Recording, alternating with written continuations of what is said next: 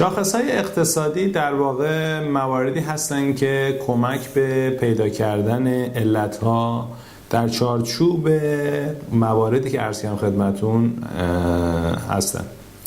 در واقع وقتی که شما یک حوزه اقتصادی رو بررسی می‌کنید، منظور پول اون حوزه اقتصادی صرفاً نیست.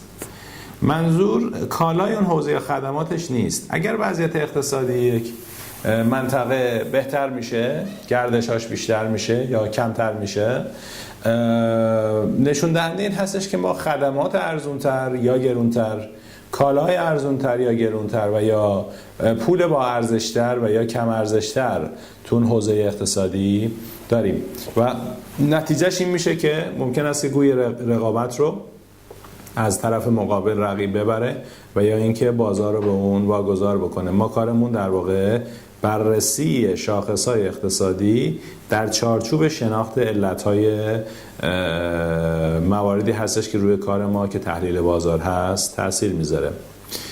بند دیگه ای هم وجود داره و اون هستش که شما اگر نیازمند تحلیل در چارچوب یک حوزه اقتصادی باشید، تمام پارامترهای موجود در اون حوزه از جمله افراد، درگیری‌های در واقع رقابتی که بین فرم‌ها یا به اصطلاح بنگاه‌های مختلف وجود داره، عرضه و تقاضا و هر چیزی رو که نیاز دارید و ازش استفاده می‌کنید، ولی تمام اینها منجر به مقوله‌ای تحت عنوان عرضه و تقاضا میشه که ما میخوایم به اون برسیم که عرضه کم خواهد شد یا تقاضا تغییر خواهد کرد و چیزهای شبیه این هستش که قیمت رو کنترل میکنه. میزان خرید و فروش مهمه ولی گاهن تعیین کننده قیمت نیست. میزان فعالیت مهمه ولی گاهی اوقات ممکنه تعیین کننده قیمت نباشه.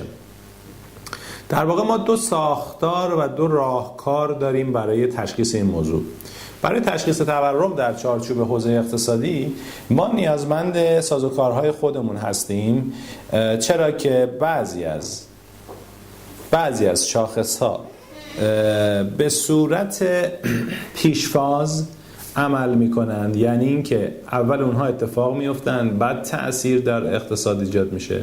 بعضی آنها به صورت پسفاز هستند، یعنی اینکه آماری است که پس از واقعه گرفته شده و جمع میشه. فرضاً مثلا خدمتتون بگم بیکاری نتیجه پسفاز یا بعد از واقعه کم شدن گردش کار هستش و یا تصمیم گیری فرضاً در رابطه با ایجاد یک شغل یا ایجاد گردش در حوزه اقتصادی در یک شرکت یا یک سازمان به نوعی پیشواز نسبت به اون اتفاقی که قراره که انجام بشه.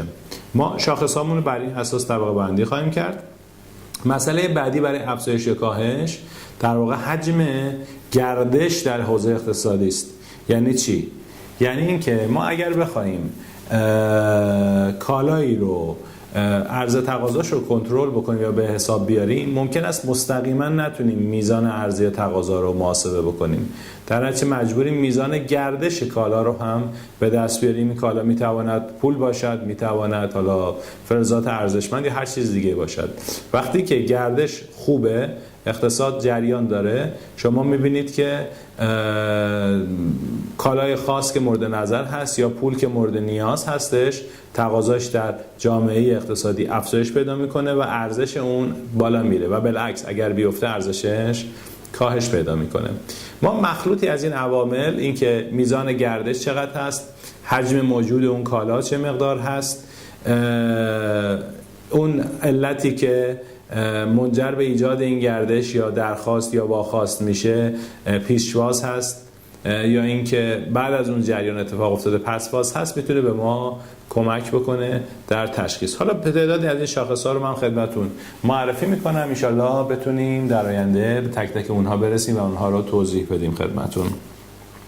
یه سری شاخص‌هایی که ما داریم که میتونه کمک بکنه برای پیشبینی وضعیت اقتصادی، یکی از اونها سبد خانوار هست که مجموعه یا سبد مصرف کننده هست، اصطلاحاً CPI بهش میگن، که قیمت کالاها رو برای مصرف کننده نشون میده. میدونید که اگر قیمت این کالاها که به صورت استاندارد بعضی حوزه‌های اقتصادی تعریف شده، بعضی جاها تغییر میکنه، با افزایش اون ما شاهد کاهش ارزش پول و با کاهششون، یعنی در واقع قیمت ها وقتی که میافتن یعنی که پول یه جورایی پر ارزش شده یا اینکه تولید یک کالایی در واقع افزایش پیدا کرده. یکی از این شاخص ها در واقع CPI هستش.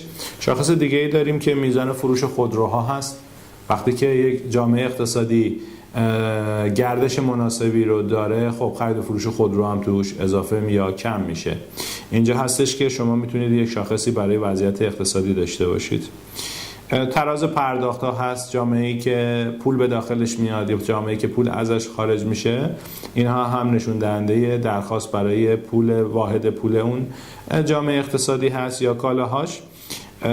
تجارت، موازنه تجارت هستش که به نوعی همون تراز تجاری هست، صادرات منهای واردات، که کمک میکنه ما بدونیم که میزان صادرات ما یا میزان گردش ما و یا اینکه چقدر ما صادر یا وارد میکنیم چه مقدار هست. با افزایش اون وضعیت اقتصادی خوبه، با کاهشش وضعیت اقتصادی ممکنه که معکوس باشه.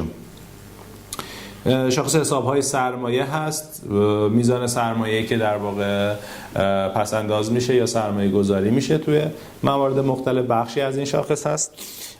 ما شاخص حساب‌های جاری رو داریم، میزان پول در گردش رو، گزارشات استخدام هستن، میزان بیکاری، میزان شغل ایجاد شده، اینها کمک کننده هستن.